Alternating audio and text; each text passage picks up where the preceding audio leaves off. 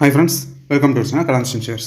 நம்ம இந்த வீடியோவில் என்ன பார்க்க போகிறோம் பார்த்தீங்கன்னா, 6th ஸ்டாண்டர்ட் வரலாறு அப்படின்ற ஒரு டாப்பிக்கில் பார்த்தீங்கன்னா, தமிழ்நாட்டின் பண்டைய நகரங்கள் அப்படின்ற ஒரு லெசன் இருக்குது. இந்த லெசன் தான் பார்த்தீங்கன்னா டெஸ்ட் பார்க்க போகிறோம். நம்ம ஆல்ரெடி பார்த்தீங்கன்னா இந்தியன் ஹிஸ்ட்ரியில் பார்த்தீங்கன்னா ஒவ்வொரு லெசனும் பார்த்தீங்கன்னா டெஸ்ட் கொடுத்துட்ருக்கோம். அதுக்கான பிளேலிஸ்ட் பார்த்தீங்கன்னா நம்ம யூடியூப் சேனலில் பார்த்தீங்கன்னா பிளேலிஸ்ட்டில் தனியாக பார்த்தீங்கன்னா ஹிஸ்ட்ரி இருக்கே தனியாக டெஸ்ட் பேஸ் நம்ம தனியாக போட்டிருப்போம், ஃபோல்டர் இருக்கும். அதில் போயிட்டு பார்த்தீங்கன்னா ஒவ்வொரு டெஸ்ட் அட்டன் பண்ணிங்க.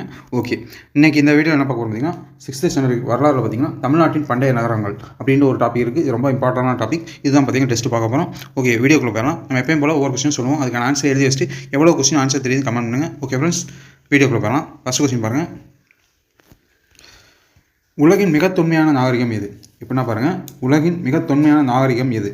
உலகத்தில் பார்த்தீங்கன்னா இதுவரையும் பார்த்தீங்கன்னா பல வகையான நாகரிகங்கள் இருந்திருக்கு. அதாவது ஹரப்பா நாகரிகம், மெசபடோமியா நாகரிகம், எகிப்திய நாகரிகம், சீன நாகரிகம் அப்படின்ற பார்த்தீங்கன்னா 4 வகையான நாகரிகங்கள் இருந்திருக்கு. அதில் பார்த்தீங்கன்னா மிக தொன்மையான நாகரிகம் என்னது அப்படின்றதான் கேள்வி. ஓகே, இதோட ஆன்சர் பார்த்தோம்னா இதோட ஆன்சர் பார்த்தீங்கன்னா மெசபடோமியா நாகரிகம் தான் பார்த்தீங்கன்னா மிக தொன்மையான நாகரிகமாக இருந்திருக்கு. ஓகே, இந்த இது பார்த்தீங்கன்னா எத்தனை ஆண்டுகள் பழமையானது அப்படின்றது ரொம்ப முக்கியம். இந்த மிக தொன்மையான நாகரிகமான மெசபடோமியா நாகரிகம் பார்த்தீங்கன்னா எவ்வளவு ஆண்டுகள் தொன்மையானது அப்படின்றது ரொம்ப முக்கியம், படித்து வச்சுக்கோங்க. ஓகே, இந்த ஹரப்பா நாகரிகம் தான் பார்த்திங்கன்னா, இந்த ஹரப்பா நாகரிகத்தை என்ன சொல்லுவாங்க பார்த்திங்கன்னா சிந்துவெளி நாகரிகம் அப்படின்னு சொல்லுவாங்க. சிந்துவெளி நாகரிகம் அப்படின்னு சொல்கிறது பார்த்திங்கன்னா இந்த ஹரப்பா நாகரிகத்தை சொல்லுவாங்க. ஏன் ஹரப்பா நாகரிகம்னு சொல்கிறேன் பார்த்திங்கன்னா, இந்த சிந்துவெளி நாகரிகம் முதல்ல கண்டுபிடிக்கப்பட்ட இடம் பார்த்திங்கன்னா இந்த ஹரப்பா. அதனால தான் பார்த்திங்கன்னா இந்த ஹரப்பா நாகரிகம்னு சொல்கிறாங்க. ஓகே, நோட் பண்ணிங்க. ஓகே, அடுத்த கொஸ்டின் பாருங்கள். செகண்டு கூட்டம் கொடுத்துருக்காங்க, அது சரியாக தவறா அப்படின்னு கேட்டிருக்காங்க. ஓகே, மெசபடோமிய நாகரிகம் 4000 ஆண்டுகள் பழமை வாய்ந்த நாகரிகம் ஆகும். நான் ஆல்ரெடி ஃபர்ஸ்ட் கொஸ்டின் சொன்ன மாதிரி இந்த ஒவ்வொரு நாகரிகம் பார்த்திங்கன்னா எவ்வளோ ஆண்டுகள் பழமை வாய்ந்தது அப்படின்றது ரொம்ப முக்கியம். ஓகே, மெசபடோமிய நாகரிகம் பார்த்திங்கன்னா 4000 ஆண்டுகள் பழமை வாய்ந்த நாகரிகம் ஆகும் அப்படின்னு கொடுத்துருக்காங்க. கூற்று சரியாக தவறா அதான் கேள்வி. ஓகே, ஆன்சர் பார்த்தோம்னா ஆன்சர் பார்த்திங்கன்னா கூற்று தவறு. ஏன்னு பாருங்கள், மெசபடோமிய நாகரிகம் பார்த்திங்கன்னா எவ்வளோ ஆண்டுகள் பழமையானதுன்னு பார்த்திங்கன்னா 6500 ஆண்டுகள். 6500 ஆண்டுகள் பழமையானது தான் பார்த்திங்கன்னா இந்த மெசபடோமியா நாகரிகம். நோட் பண்ணிங்க. அதே மாதிரி பார்த்திங்கன்னா ஹரப்பா நாகரிகம் எவ்வளோ ஆண்டுகள் பழமையானது, அதே மாதிரி ஒவ்வொரு நாகரிகமும் எவ்வளோ ஆண்டுகள் பழமை வாய்ந்தது அப்படின்றது தெரிஞ்சிருக்கணும். நோட் பண்ணிங்க. ஓகே, அடுத்த கொஸ்டின் போகலாம். தேர்ட் கொஸ்டின், கோவலனும் கண்ணகியும் பிறந்த ஊர் எது? தேர்ட் கொஸ்டின், கோவலனும் கண்ணகியும் பிறந்த ஊர் எது அப்படின்றதான் கேள்வி. ஓகே, ஆப்ஷன்ஸ் பாருங்கள். மதுரை, காஞ்சி, வஞ்சி, பூம்புகார் அப்படின்னு கொடுத்துருக்காங்க. ஓகே, இதோட ஆன்சர் பார்த்தோம்னா இதோட ஆன்சர் பார்த்திங்கன்னா பூம்புகார். பூம்புகாரில் தான் பார்த்திங்கன்னா கோவலனும் கண்ணையும் பிறந்திருப்பாங்க. கோவலனும் கண்ணையும் பிறந்த ஊர் என்ன பார்த்திங்கன்னா இந்த பூம்புகார். அதுக்கப்புறம் தான் பார்த்திங்கன்னா மதுரைக்கு வந்திருப்பாங்க. ஓகே, நெக்ஸ்ட் கொஸ்டின் பாருங்கள். ஃபோர்த்து கொஸ்டின், பூம்புகார் துறைமுகத்தின் சிறப்பை அறிவுவதும் சங்க இலக்கியம் எது? ஃபோர்த்து கொஸ்டின், பூம்புகார் துறைமுகத்தின் சிறப்பை அறிவுவதும் சங்க இலக்கியம் எது அப்படின்றதான் கேள்வி. ஆப்ஷன்ஸ் பாருங்கள். 1810, பட்டினப்பாலை, சிலப்பதிகாரம், மணிமேகலை. இங்கே என்ன கேட்டிருக்காங்க பார்த்திங்கன்னா சங்க இலக்கியம் கேட்டிருக்காங்க. ஓகே, ஆன்சர் பார்த்தோம்னா ஆன்சர் பார்த்திங்கன்னா பட்டினப்பாலை. பட்டினப்பாலை தான் பார்த்திங்கன்னா பூம்புகார் துறைமுகத்தின் சிறப்பை அறிவுறவும் சங்க இலக்கியமாக இருக்குது. இந்த சிலப்பதிகாரம், மணிமேகலை பார்த்திங்கன்னா இரட்டை காப்பியங்கள். சிலப்பதிகார மணிமேகலை பார்த்திங்கன்னா இரட்டை காப்பியமாக இருக்குது. இந்த இதுவும் பார்த்திங்கன்னா பூம்புகார் துறைமுகத்தின் சிறப்பை அறிவுவதும் நூலாக தான் இருக்குது. சங்க இலக்கியம்னா பட்டினப்பாலை, இது இரட்டை காப்பியம்னா பார்த்திங்கன்னா காப்பியம் அப்படின்னு கேட்டால் பார்த்திங்கன்னா சிலப்பதிகார மணிமேகலை அப்படிங்க. ஓகே, அடுத்த கொஸ்டின். 5வது கொஸ்டின், கடியலூர் உருத்திரங்கண்ணனார் எந்த நூற்றாண்டை சார்ந்தவர்? இப்போ நான் பாருங்கள், கடியலூர் உருத்திரங்கண்ணனார் எந்த நூற்றாண்டை சார்ந்தவர் அப்படின்றதான் கேள்வி. ஓகே, ஆப்ஷன்ஸ் பாருங்கள். 5ஆம் நூற்றாண்டு, 4ஆம் நூற்றாண்டு, 3ஆம் நூற்றாண்டு, 2ஆம் நூற்றாண்டு. ஓகே, ஆன்சர் பார்த்தாலும் இதோட ஆன்சர் பார்த்திங்கன்னா 2ஆம் நூற்றாண்டு தான் கரெக்டு. 2ஆம் நூற்றாண்டை சார்ந்தவர் தான் பார்த்திங்கன்னா கடியலூர் உருத்திரங்கண்ணனார். இவர் பார்த்திங்கன்னா என்னென்ன நூல்கள் எழுதியிருப்பாருன்னு பார்த்திங்கன்னா பட்டினப்பாலை, என்னென்ன நூல்னு பாருங்கள். பட்டினப்பாலை, பெரும்பானாற்றுப்படை, பெரும்பானாற்றுப்படை இந்த 2 நூல் எழுதியிருப்பார். என்னென்ன நூல் பாருங்கள், பட்டினப்பாலை, பெரும்பானாற்றுப்படை. நோட் பண்ணிங்க. கடியலூர் உருத்திரங்கண்ணனார் எழுதின நூல் பார்த்திங்கன்னா பட்டினப்பாலை, பெரும்பானாற்றுப்படை. 8 தொகை நூலில் 2 நூலை பார்த்திங்கன்னா இவர் தான் எழுதியிருப்பார். ஓகே, அடுத்த கொஸ்டின். 6வது கொஸ்டின், மெகஸ்தனிஸ் டேஸ் வரலாற்று ஆசிரியர் ஆவார். மெகஸ்தனிஸ்ன்றவர் பார்த்திங்கன்னா டேஸ் வரலாற்று ஆசிரியர் கொடுத்துருக்காங்க. ஆப்ஷன்ஸ் பாருங்கள். எகிப்து, கிரேக்கம், சீனம், ஆங்கிலேய. ஓகே, ஆன்சர் பார்த்தோம்னா ஆன்சர் பார்த்திங்கன்னா கிரேக்க வரலாற்று ஆசிரியர் தான் பார்த்திங்கன்னா இந்த மெகஸ்தனிஸ்ன்றவர். இந்த மெகஸ்தனிஸ்ன்றவர் பார்த்திங்கன்னா கிரேக்க வரலாற்று ஆசிரியர். இவர் பார்த்திங்கன்னா மதுரையின் சிறப்புகளை பற்றியும் அவர் நூல் எழுதியிருப்பார். அவர் குறிப்புகளில் பார்த்திங்கன்னா மதுரையின் சிறப்புகளை பற்றி எழுதி வச்சிருப்பார் இந்த மெகஸ்தனிஸ்ன்றவர் கிரேக்க வரலாற்று ஆசிரியர். இவர் பார்த்திங்கன்னா மதுரையின் சிறப்புகளை அவருடைய குறிப்புகளில் எழுதியிருப்பார். நோட் பண்ணிக்கங்க. ஓகே, எந்த இடம் பார்த்திங்கன்னா மதுரையை பற்றி எழுதியிருப்பார். ஓகே, அடுத்த கொஸ்டின். 7வது கொஸ்டின், நகரங்களில் சிறந்தது காஞ்சி என கூறியவர் யார்? நகரங்களில் சிறந்தது காஞ்சி என கூறியவர் யார் அப்படின்றதான் கேள்வி. ஆப்ஷன்ஸ் பாருங்கள். திருநாவுக்கரசர், சுந்தரர், காளிதாசர், அப்பர். திருநாவுக்கரசர், சுந்தரர், அப்பர், காளிதாசர். ஓகே, ஆன்சர் பார்த்தோம்னா அதோட ஆன்சர் பார்த்தீங்கன்னா காளிதாசர். காளிதாசர் தான் பார்த்தீங்கன்னா நகரங்கள் சிறந்தது காஞ்சி அப்படின்னு சொல்லியிருப்பார். நகரங்கள் சிறந்தது காஞ்சின்னு சொன்னவர் யார் பார்த்தீங்கன்னா இந்த காளிதாசர். ஓகே, திருநாவுக்கரசர் என்ன சொல்லியிருப்பாங்க பார்த்தீங்கன்னா கல்வியில் கரையில்லாத காஞ்சி அப்படின்னு சொல்லியிருப்பார். காஞ்சிபுரத்தை பார்த்தீங்கன்னா என்ன சொல்லியிருப்பார் பார்த்தீங்கன்னா திருநாவுக்கரசர் கல்வியில் கரையில்லாத காஞ்சி அப்படின்ற அளவுக்கு பார்த்தீங்கன்னா ஒரு பெருமையாக சொல்லியிருப்பார் இந்த காஞ்சிபுரத்தை. இவர் காளிதாசர் என்ன சொல்லியிருப்பார் நகரங்களில் சிறந்ததே இருக்கிற நகரங்களே சிறந்த நகரம் என்னன்னு பார்த்தீங்கன்னா காஞ்சி தான் அப்படின்னு சொல்லியிருப்பார் காளிதாசர். ஆனால் கல்வியில் கரையில்லாத காஞ்சி, கல்வி பார்த்திங்கன்னா அந்த காலத்தில் பார்த்திங்கன்னா காஞ்சிபுரத்தில் அவ்வளோ சிறப்பாக இருந்திருக்கு. அதை பற்றி சொல்கிறவர் பார்த்திங்கன்னா திருநாவுக்கரசர் சொல்கிறாரு. ஓகே, நெக்ஸ்ட் கொஸ்டின் பாருங்கள். 8வது கொஸ்டின். தொண்டை நாட்டில் உள்ள மிக பழமையான நகரம் எது? இந்த இடத்துல பார்த்திங்கன்னா என்ன தெரிஞ்சிருக்கணும், நம்மளுக்கு சேர நாடு, சோழ நாடு, பாண்டிய நாடு, அதே மாதிரி தொண்டை நாடு எல்லாமே பார்த்திங்கன்னா எந்தெந்த டிஸ்ட்ரிக்ஸ், அதாவது எந்தெந்த பகுதிகளை பார்த்திங்கன்னா சேர்ந்தவை அப்படின்றது தெரிஞ்சிருக்கணும். இப்போ சேரனானா எந்த பகுதி ஆட்சி செஞ்சாங்க சேரர்கள், சோழ நாடுனா எந்த பகுதி ஆட்சி செஞ்சாங்க அப்படின்றது தெரிஞ்சிருக்கும். தெரிஞ்சால் மட்டும்தான் இந்த தொண்டை நாட்டின் மிக பழமையான நகரம் என்னன்னு தெரியும். ஓகே, ஆப்ஷன்ஸ் பாருங்கள். திருவள்ளூர், திருவண்ணாமலை, வேலூர், காஞ்சிபுரம். இதுதான் பார்த்திங்கன்னா ஆப்ஷன்ஸ். ஓகே, தொண்டை நாட்டின் மிக பழமையான நகரம் என்னன்னு பார்த்திங்கன்னா காஞ்சி தான் பார்த்திங்கன்னா காஞ்சிபுரம் தான் பார்த்திங்கன்னா தொண்டை நாட்டில் மிக பழமையான நகரம் அப்படின்னு சொல்கிறாங்க. காஞ்சிபுரம் தான் பார்த்திங்கன்னா தொண்டை நாட்டின் மிக பழமையான நகரம். ஓகே, இந்த திருவள்ளூர், திருவண்ணாமலை, வேலூர் இந்த மூணும் பார்த்திங்கன்னா தொண்டை நாட்டில் தான் சாரும். ஆனால் பார்த்திங்கன்னா ரொம்ப மிக பழமையான நகரம் என்னென்னு பார்த்திங்கன்னா காஞ்சிபுரம் தான். நோட் பண்ணிக்கங்க. ஓகே, ஒவ்வொன்றும் சோழ நாடுனா எந்த பகுதியில் வரும், சேர நாடுனா எந்த பகுதிகள் வரும் அப்படின்னு தெரிஞ்சிருக்கணும். ஓகே, அந்த காலத்தில் பார்த்திங்கன்னா காஞ்சிபுரத்தில் தான் பார்த்திங்கன்னா கல்வி பார்த்திங்கன்னா மிக சிறப்பாக இருந்தது அப்படின்னு சொல்கிறாங்க. எப்படின்னா 7 இந்திய புனித தலங்களில் பார்த்திங்கன்னா காஞ்சியும் ஒன்று அப்படின்னு சொல்லி யுவான் சுவாங்கே சொல்கிறாரு. எப்படின்னு பாருங்கள், 7 இந்திய புனித தலங்களில் காஞ்சிபுரமும் ஒன்று அப்படின்னு சொல்லி சீன வரலாற்று ஆசிரியர் யுவான் சுவாங்கே பார்த்திங்கன்னா தன்னுடைய குறிப்புகளில் சொல்கிறாரு. அதேமாதிரி பார்த்திங்கன்னா புத்தகையா, சாஞ்சி இந்த மாதிரி பார்த்திங்கன்னா புனித தலங்கள் இருந்தது அது மாதிரி சொல்கிறாங்க. ஓகே, நோட் பண்ணிக்கங்க. ஓகே, 9வது கொஸ்டின். கூற்று கொடுத்துருக்காங்க, சரியா தவறா அப்படின்றதான் கேள்வி.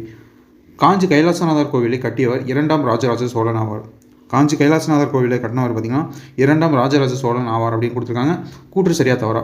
ஓகே, இந்த இடத்துல பார்த்திங்கன்னா அந்த ஆல்ரெடி சொன்ன மாதிரி சோழ நாட்டில் பார்த்திங்கன்னா எந்தெந்த பகுதிகள் வரும், சேர நாட்டில் ஒவ்வொரு மன்னர்களும் ஆட்சி செஞ்ச பகுதிகள் என்னென்னு தெரிஞ்சுன்னா இந்த இடத்துல பார்த்திங்கன்னா நம்ம ஈஸியாக போடலாம். எப்படின்னா பாருங்கள், சோழர் இப்போ இங்கே என்ன கொடுத்துருக்காங்க, சோழர்கள் அப்படின்னு கொடுத்துருக்காங்க. 2ஆம் ராஜராஜ சோழன் சொல்லியிருக்காங்க. இந்த இடத்துல பார்த்திங்கன்னா ராஜராஜ சோழன் பார்த்திங்கன்னா சோழர்கள் எந்த பகுதி ஆட்சி செஞ்சாங்கன்னு தெரிஞ்சாவே பார்த்திங்கன்னா இங்கே நம்ம ஈஸியாக பண்ணிடலாம்.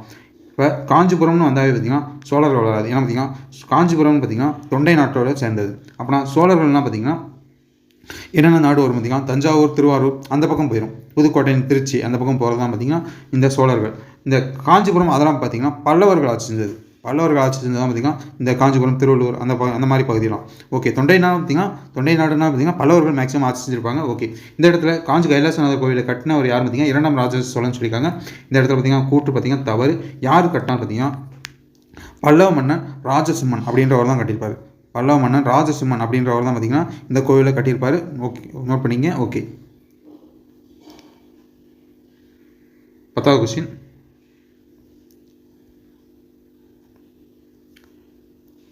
சோழ நாடு எவற்றிற்கு சிறந்தது? எப்படின்னா பாருங்கள், 10வது கொஸ்டின் பாருங்கள், சோழ நாடு எவற்றிற்கு சிறந்தது அப்படின்றதான் கேள்வி. ஓகே, ஆப்ஷன்ஸ் பாருங்கள். சோறுடைத்து, எப்படின்னா சோழ நாடு பார்த்திங்கன்னா எதற்கு சிறப்பானது அப்படின்னு கொடுத்துருக்காங்க. சோறுடைத்து, முத்துடைத்து, வேலமுடைத்து, சான்றோர் உடைத்து அப்படின்னு கொடுத்துருக்காங்க. எப்படின்னா பாருங்கள், சோறுடைத்து, முத்துடைத்து, வேலமுடைத்து, சான்றோர் உடைத்து சோழ நாடு கேட்டிருக்காங்க. ஓகே, இதோட ஆன்சர் ஃபஸ்ட்டு பார்த்தோம்னா ஆன்சர் பார்த்திங்கன்னா சோறுடைத்து அப்படின்றது தான் முக்கியம், சிறப்பாக இருந்தது சோழர்களில். ஓகே, எதனால் அப்படி சொல்கிறாங்கன்னு பார்த்தீங்கன்னா சோழ நாட்டில் பார்த்திங்கன்னா அதிகமாக பார்த்திங்கன்னா விவசாயம் பார்த்திங்கன்னா இதாக இருக்கும், அதிகமாக இருக்கும். அதாவது நெல் பார்த்திங்கன்னா அதிகமாக விளைச்சல் நடைபெறும் சோழர்கள் நாட்டில். அதேமாதிரி பார்த்திங்கன்னா முத்துளைத்துன்னு வந்தாவே பார்த்திங்கன்னா பாண்டியர்கள் தான். அங்கே பார்த்திங்கன்னா பாண்டியர் நாட்டில் பார்த்திங்கன்னா அதிகம் பார்த்திங்கன்னா முத்து பார்த்திங்கன்னா அதிக அளவு பார்த்திங்கன்னா இருக்குது அப்படின்னு சொல்லுவாங்க. வேலமுடைத்துனா பார்த்திங்கன்னா யானை. இந்த சேரர்கள்லாமே பார்த்திங்கன்னா யானைப்படைகள் பார்த்திங்கன்னா அதிகமாக வச்சுருந்துருப்பாங்க. சான்றோர் உடைத்துனா பார்த்திங்கன்னா தொண்டை நாடு. பல்லவர்கள் பார்த்திங்கன்னா அதிகமாக இந்த சான்றோர் உடைத்துனா பார்த்திங்கன்னா தொண்டை நாடு.